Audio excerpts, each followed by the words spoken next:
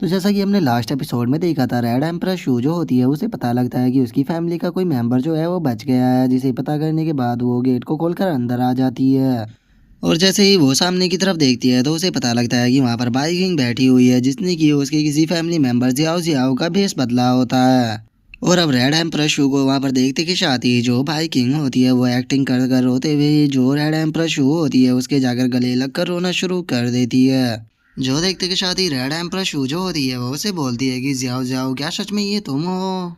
और उसके इतना बोलते के साथ ही बाइकिंग जो होती है वो अपनी टेल को उसे टच कर देती है ताकि वो उसकी मेमोरी को जान सके। और जो रेड एम्प्रेस शू होती है वो उसे बोलती है कि जाओ जाओ मत रहो, मैं आज के बाद तुम्हें कभी भी अकेला नहीं छोड़ूंगी, तुम्हें रोने की कोई ज़रूरत नहीं है। और जो बाइकिंग होती है वो रेड एम्प्रेस शू की मेमोरी के अंदर जियाओ जियाओ को देखने लगती है, जो कि काफ़ी ज़्यादा एरोगेंट थी और वो काफ़ी ज़्यादा ही लोगों को परेशान किया करती थी। जिसे देखने के बाद बाइकिंग जो होती है वो मुस्कुराते हुए बोलती है कि चलो यहाँ पर काम जो था वो कंप्लीट हो गया, मैं जान चुकी हूँ कि जियाओ जियाओ जो थी वो किस तरह से रिएक्ट किया करती थी। और इतना सोचते के साथ ही बाइकिंग जो होती है वो आई की तरफ इशारा करते हुए बोलती है कि आंटी इसे मार दीजिए। जो सुनते के साथ ही रेड एम्परर शू जो होती है वो उसे बोलती है कि जियाओ जियाओ अंकल वो आई जो है वो कोई बुरे पर्सन नहीं रहे, अब वो हमारी साइड है। जो सुनकर बाइकिंग जो होती है वो चिल्लाते हुए बोलती है कि नहीं, ये बुरी डीमन फॉक्स है टूशैन क्लैन की, इन्होंने ही मेरे मदर फादर को कैप्चर किया था, मैं इन लोगों को यहाँ से जाने नहीं दूंगी, मैं इसे यहीं पर ही मारूंगी अपने माता पिता का बदला लेने के लिए।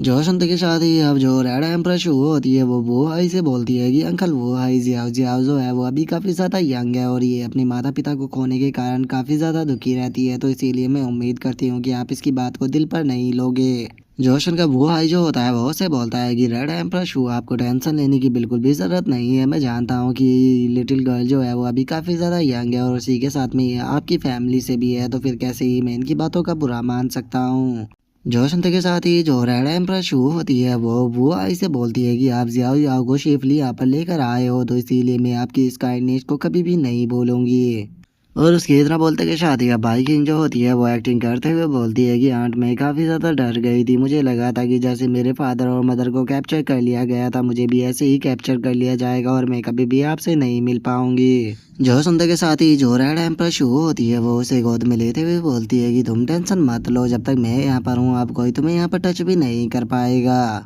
लेकिन तुम्हारी हालत देखो, तुम कितनी ज़्यादा गंदी हो गई हो, तो इसीलिए अब तुम आंट के साथ में चलो, हम दोनों जो है वो साथ में नहाएंगे। और हम दोनों साथ में नहाने के बाद उसके बाद जो आंट है वो तुम्हें देखना यहाँ पर अच्छे अच्छा खाना खिलाएगी और उसी के साथ में अच्छे अच्छे कपड़े भी पहनाएगी। जो सुनते के साथ ही बाइकिंग जो होती है वो भी ओके बोल देती है और वहाँ से जाते हुए वो आई की तरफ इशारा करते हुए बोलती है कि प्लान जो है वो सक्सेसफुल हो गया।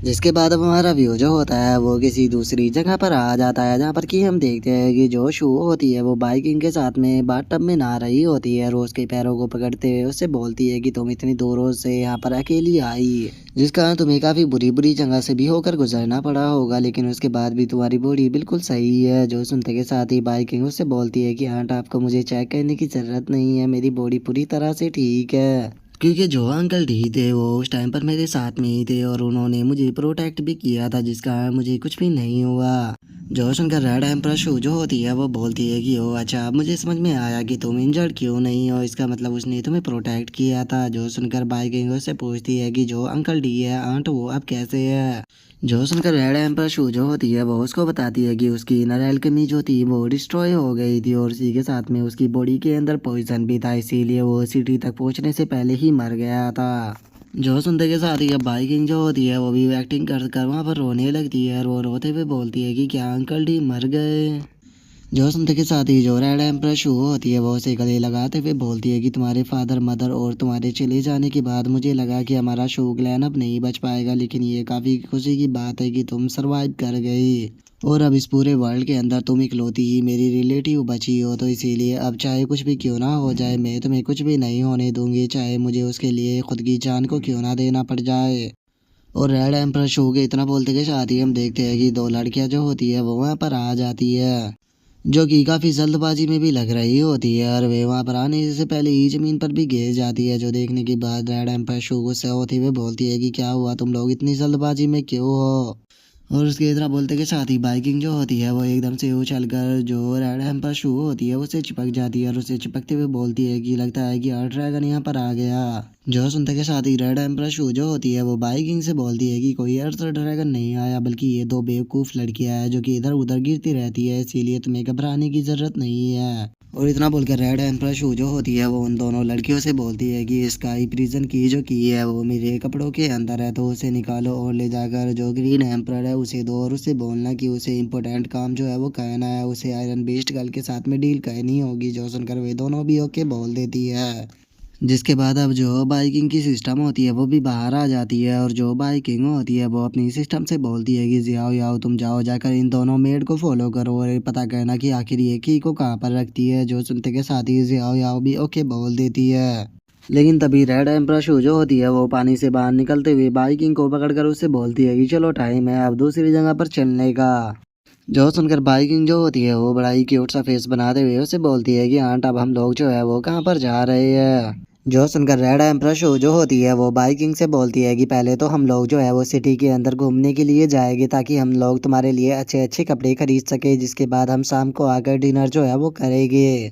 और तुम्हें टेंशन लेने की ज़रूरत नहीं है, आंट जो है वो तुम्हारे साथ में ही चलेगी और तुम्हें जो कुछ भी खरीदना है तुम वहाँ से खरीद सकती हो। और रेड एम्प्रेस शू के इतना बोलते के साथ ही अब हमारा व्यू जो होता है वो शाम पर आ जाता है, जहाँ पर कि हम देखते हैं कि बाइकिंग के सामने काफ़ी सारा खाना रखा हुआ होता है, जिसे देखने के बाद वो काफ़ी ज़्यादा खुश भी हो जाती है। और उसे इतना खुश देखने के बाद जो रेड एम्प्रेस शू होती है वो उसे बोलती है कि क्या तुम बस इसे ऐसे ही देखती रहोगी, क्या तुम इसे खाने वाली नहीं हो? जहाँ तक मुझे याद है तुम्हें स्पाइसी फूड जो था वो बहुत ज़्यादा पसंद था, इसीलिए मैंने स्पेशली ऑर्डर देकर यहाँ पर सारा फूड जो है वो स्पाइसी ही बनाया है ताकि ये तुम्हें और ज़्यादा पसंद आ सके। और रेड एम्प्रेस शो के इतना बोलते के साथ ही बाइकिंग जो होती है वो एकदम से बहुत ज़्यादा शौक हो जाती है और वो शौक होते हुए अपने मन में सोचती है कि मुझे खतरनाक एनर्जी जो है वो फील हो रही है।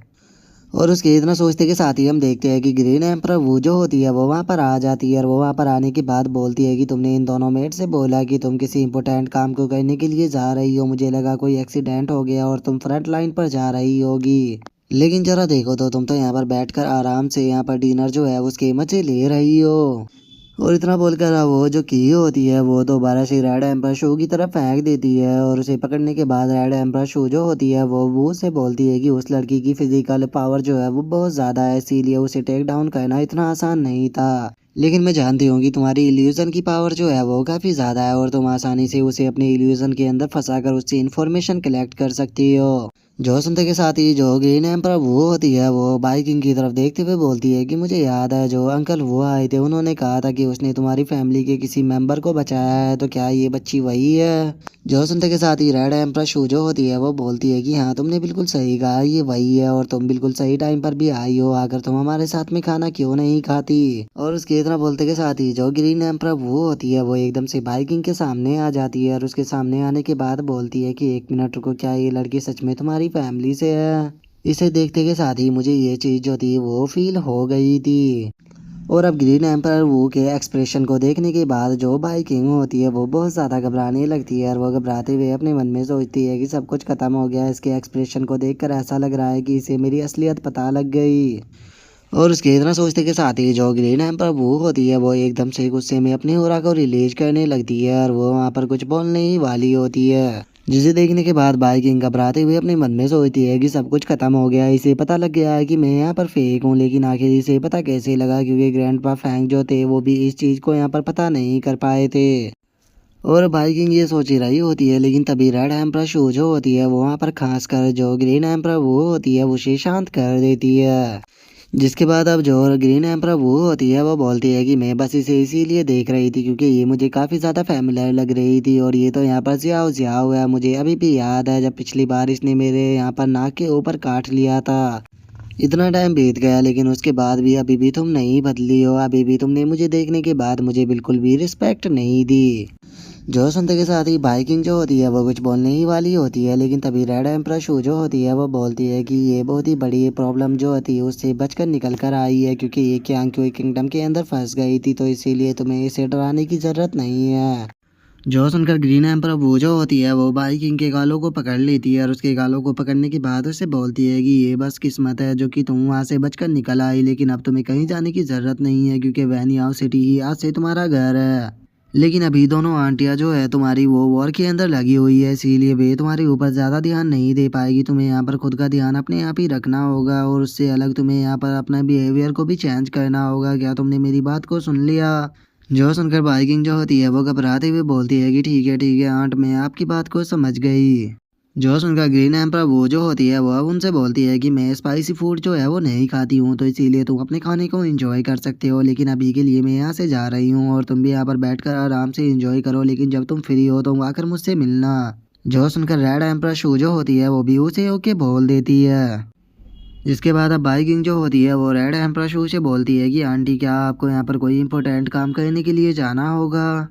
जो सुनते के साथ ही जो रेड एम्पर शू होती है वो उसको बताती है कि हाँ, यहाँ पर वैन याओ सिटी और जो क्यांग किंगडम है इनके बीच में ऑफिशियली वॉर जो है वो स्टार्ट हो गई है और डेली की यहाँ पर चीज़ें जो है वो बदल रही है। जो सुनकर बाइकिंग जो होती है वो उससे बोलती है कि हाँ, तो फिर आपको तो वहाँ पर जाना चाहिए। जो सुनते के साथ ही जो रेड एम्पर शू होती है वो एक खाने को उठाते हुए बाइकिंग से बोलती है कि हाँ बिल्कुल जाऊंगी, लेकिन पहले तुम इस खाने को चेक करो कि ये तुम्हारा फेवरेट है और इसे स्पेशली मैंने तुम्हारे ही टेस्ट की तरह बनवाया है। और इतना बोलकर जो रेड एम्पर शू होती है वो उस खाने को जो बाइकिंग होती है उसे खिला देती है, लेकिन अब वो जैसे ही उसे खाती है तो वो काफ़ी ज़्यादा स्पाइसी होता है, जिस कारण बाइकिंग जो होती है उसके मुंह से ड्रैगन की तरह आग जो होती है वो बाहर आने लगती है और वो चिल्लाते हुए बोलती है कि अरे ये तो बहुत ज़्यादा स्पाइसी था, मेरा तो मुंह ही जल जाएगा। जो सुनने के बाद रेड एम्पर शू भी जोर जोर से हंसने लगती है और वहीं दूसरी तरफ जो बाइकिंग होती है वो धड़ाधड़ कर कर पानी पीने लगती है, जिसे देखने के बाद रेड एम्पर शू जो होती है वो उससे बोलती है कि क्या हुआ, तुम्हें तो पहले स्पाइसी फूड बहुत ज़्यादा पसंद था।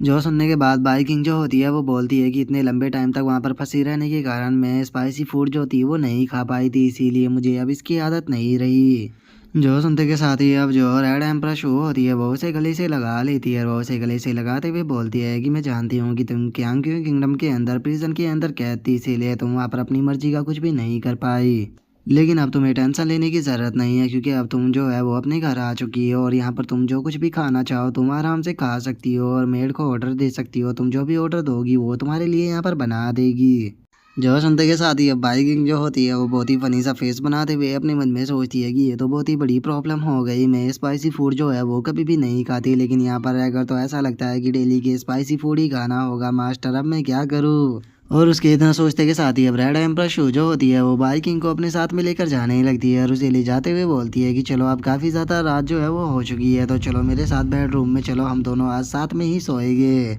जो सुनते के साथ ही अब बाइकिंग जो होती है वो घबराते हुए रेड एम्पर शू से बोलती है कि नहीं नहीं आंट, मेरे लिए बस आप एक रूम का इंतजाम कर दीजिए। जो सुनकर रेड एम्पर शू जो होती है वो उससे पूछती है कि क्या हुआ, क्या तुम अपनी आंट के साथ में सोना नहीं चाहती हो? जो सुनकर बाइकिंग उससे बोलती है कि नहीं नहीं ऐसी बात नहीं है, बस मैं आज अकेला सोना चाहती हूँ क्योंकि मेरे पास में अगर यहाँ पर खुद का रूम होगा तो मैं यहाँ पर प्रैक्टिस कर पाऊंगी, क्योंकि मैं रात को प्रैक्टिस करना चाहती हूँ और आंट की तरह पावरफुल मॉन्स्टर बनना चाहती हूँ, ताकि आज के बाद कोई भी मुझे इस तरह से पकड़ कर ना ले जा पाए और मैं अपने माँ पेरेंट्स का भी यहाँ पर बदला लेना चाहती हूँ। जो सुनते की शादी रेड एम्पर शो जो होती है वो उसके सर के ऊपर हाथ फेरते हुए बोलती है कि तुम इस बारे में इतना ज़्यादा क्यों सोच रही हो, लेकिन कोई बात नहीं, अगर तुम इसी चीज़ के लिए मोटिवेट हो तो चलो मैं भी तुम्हारे मोटिवेशन को ख़त्म नहीं करूँगी। मैं अभी ही तुम्हारे लिए एक रूम जो है उसका इंतज़ाम करवा देती हूँ और याद रखना, अगर तुम्हें रात को नींद ना आए या फिर तुम्हें डर लगे तो तुम मेरे पास में आ सकती हो। जो सुनकर बाइकिंग जो होती है वो भी उसका शुक्रिया अदा बोल देती है। जो सुनते के साथ ही अब जो रेड एम्प्रेस शो होती है वो दोनों मेड को ऑर्डर देते हुए उनसे बोलती है कि ठीक है, जियाओ जियाओ का रूम जो है उसे तैयार करो और उसे अच्छे से साफ़ करने के बाद वहाँ पर जो भी ज़रूरत की चीज़ें हैं वे सारी रखवा देना। जो सुनने के बाद वे दोनों भी ओके बोल देती है। जो सुनते के साथ ही बाइकिंग जो होती है वह बहुत ही फनी तरह से भागते हुए बोलती है कि ठीक है, जल्दी से मुझे मेरे रूम के अंदर लेकर चलो। जो सुनते के साथ ही मेड जो होती है वह घबराते हुए बोलती है कि और हाइनेस जाओ जाओ प्लीज़ आराम से चलिए, कहीं ऐसा ना हो कि आप गिर जाए। और अब उसे वहाँ से जाता हुआ देखकर जो रेड एम्प्रेस शो होती है वो उसे देखते हुए बोलती है कि जियाओ जियाओ जो है वो यहाँ पर काफ़ी ज़्यादा एरोगेंट है और वो बहुत ही ज़्यादा शरारतें भी करती है। मेरी मदर मुझे कहा करती थी कि जब मैं छोटी सी थी तो मैं बिल्कुल जियाओ जियाओ की तरह ही थी,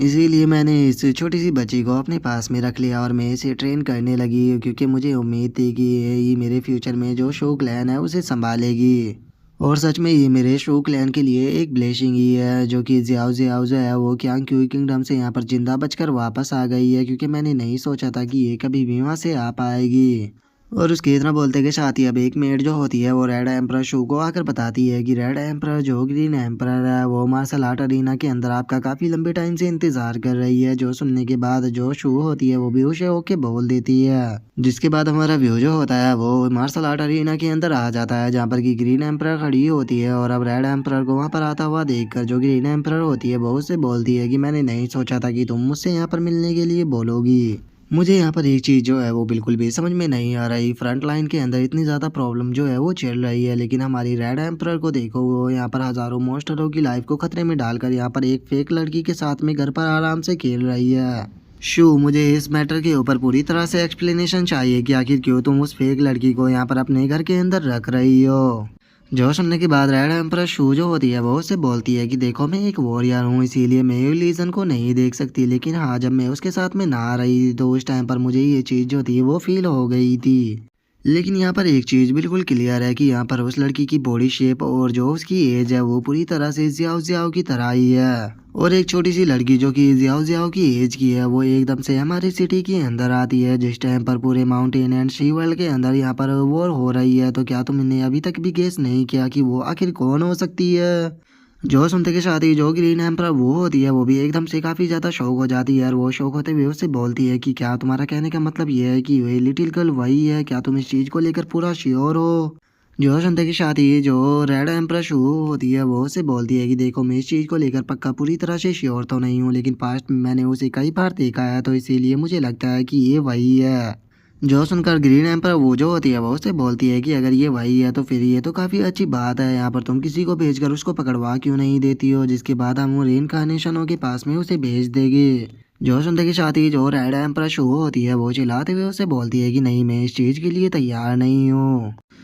जो सुनते के साथ ही जो ग्रीन एम्पर वो होती है वो उससे बोलती है कि ये तुम किस तरह की बातें कर रही हो, इस तरह की अपॉर्चुनिटी हमें दोबारा नहीं मिलेगी, हेवन जो है वो खुद हमारी मदद कर रहा है, तो इसीलिए हमें रेनकार्नेशनों के द्वारा दिया गया मिशन जो है वो कंप्लीट करना चाहिए। जो सुनकर रेड एम्पर शो जो होती है वो से बोलती है कि ग्रीन एम्पर वो मुझे तुम एक बात बताओ कि अगर यहाँ पर जो जियाओ जियाओ है उसे रेनकार्नेशन ने मांगा होता तो क्या तुम्हें लगता है कि हम उसे जियाओ जियाओ को दे देते? इस बात को तुम भी यहाँ पर अच्छे से जानती हो कि अगर हम इस बैटल को यहाँ पर जीत भी गए तो हमारा शू क्लैन और जो हो क्लैन है वो यहाँ पर इन ह्यूमनों के नीचे दबकर रह जाएगा। और अगर आज वोया जो है वो जिंदा होता तो तू शैन बास्टर्ड के हाथों से यहाँ पर मेरे हो क्लैन और तुम्हारे शू क्लैन के जो डिसेंडेंट थे वो भी नहीं मारे जाते और आज हम इस पॉइंट तक भी नहीं आते। जो सुनकर जो ग्रीन एम्पर वो होती है वो शू से बोलती है कि शू आखिर तुम यहाँ पर कहना क्या चाहती हो और तुम कहना क्या चाह रही हो, मैं समझ नहीं पा रही हूँ। जो सुनते के साथ ही जो रेड एम्प्रेस शू होती है वो अपने ओरा को रिलीज करते हुए बोलती है कि मैं नहीं जानती हूँ कि मैं यहाँ पर सही हूँ या गलत हूँ, लेकिन मैं यहाँ पर अपने शू क्लैन हो क्लैन और जो स्काई फॉक्स क्लैन है उन सभी को बचाना चाहती हूँ। मैं जानती हूँ कि तुम मेरी इस चीज़ के लिए एग्री नहीं करोगी, तो इसीलिए मैंने तुम्हें यहाँ पर बुलाया है। इस चीज़ को हम हज़ारों साल पुराने वाला जो नियम है उसी से इस चीज़ को यहाँ पर क्लियर करेंगे। हम दोनों जो है वो यहाँ पर एक दूसरे से फाइट करेंगे और जो भी यहाँ पर हम दोनों में से इस फाइट को जीतेगा उसी की बात जो है वो यहाँ पर मानी जाएगी। जो सुनते के साथ ही जो ग्रीन एम्पर वो होती है वो शू से बोलती है कि ठीक है अगर ऐसी ही बात है तो फिर मैं भी पूरी तरह से तैयार हूँ, क्योंकि इस बार हो क्लैन और शू क्लैन दोनों ही दांव पर लगे हैं, तो इसीलिए मैं बिल्कुल भी मर्सी नहीं दिखाऊंगी। और उसके इतना बोलते के साथ ही अब हमारा व्यू जो होता है वो बाइकिंग के ऊपर आ जाता है जो कि अपने रूम के अंदर आ चुकी होती है। और वहाँ पर आने के बाद वो सुकून की सांस लेते हुए बोलती है कि सच में मैं तो डर के मारे ही आज मर जाती, क्योंकि केवल आधा घंटे का ही टाइम रह गया था और मैं उसके सामने ही खड़ी थी। अगर मुझे जल्दी ही यहाँ पर उसके पास से भागने का बहाना नहीं मिलता तो मैं वहाँ पर एक्सपोज हो जाती। और इतना बोलकर अब बाइकिंग जो होती है वो खुद को शांत करने लगती है और वो खुद को शांत करते हुए बोलती है कि ठीक है शांत हो जाओ, आगे से मैं टाइमिंग का अच्छे से ध्यान रखूंगी, नहीं तो हो सकता है कि मेरे लिए काफ़ी ज़्यादा प्रॉब्लम हो जाए। और उसके इतना बोलते के साथ ही अब हम देखते हैं कि वहाँ पर एक आवाज़ आती है जो कि बाइकिंग से बोलती है कि सच बताओ तो उन्हें ऑलरेडी इस बारे में पता लग चुका है। और अब इस आवाज़ को सुनते के साथ ही जो बाइकिंग होती है वो भी काफ़ी ज़्यादा शौक हो जाती है और वो शौक होते हुए अपने मन में सोचती है कि एक मिनट रुको, ये आवाज़ तो काफ़ी ज़्यादा जानी पहचानी है। और उसके इतना बोलते के साथ ही हम देखते हैं कि जो चैन ये होता है वो उसके रूम के अंदर ही आ चुका होता है और वहाँ पर आराम से बैठा हुआ किताब को पढ़ रहा होता है। और अब चैनी को वहाँ पर देखते के साथ ही जो भाई किंग होती है वो रोते हुए चैनी की तरफ कूद कर आने लगती है और वो आते हुए बोलती है कि मास्टर फाइनली आप वापस आ गए। और इतना बोलते के साथ ही जो भाई किंग होती है वो बहुत ही फनी तरह से चैनी के मुंह पर आकर चिपक जाती है। और अब जो भाई किंग होती है वो बहुत ही फनी तरह से वहाँ पर रोते हुए बोलती है कि मास्टर आप मुझे अकेला छोड़कर कहाँ पर चले गए थे, आप जानते भी हो मैं कितना ज़्यादा डर गई थी, मुझे लगा था कि आप कभी भी वापस नहीं आओगे। और अब बाइकिंग के इतना बोलते कि शादी हमारा आज का एपिसोड जो है वो यहीं पे कंप्लीट हो जाता है। तो नेक्स्ट एपिसोड में देखेंगे कि आगे क्या होता है। अगर आप लोगों को वीडियो अच्छी लगी हो तो लाइक करना, चैनल को सब्सक्राइब करना। मैं मिलता हूँ नेक्स्ट एपिसोड में, तब तक के लिए बाय बाय गाइस।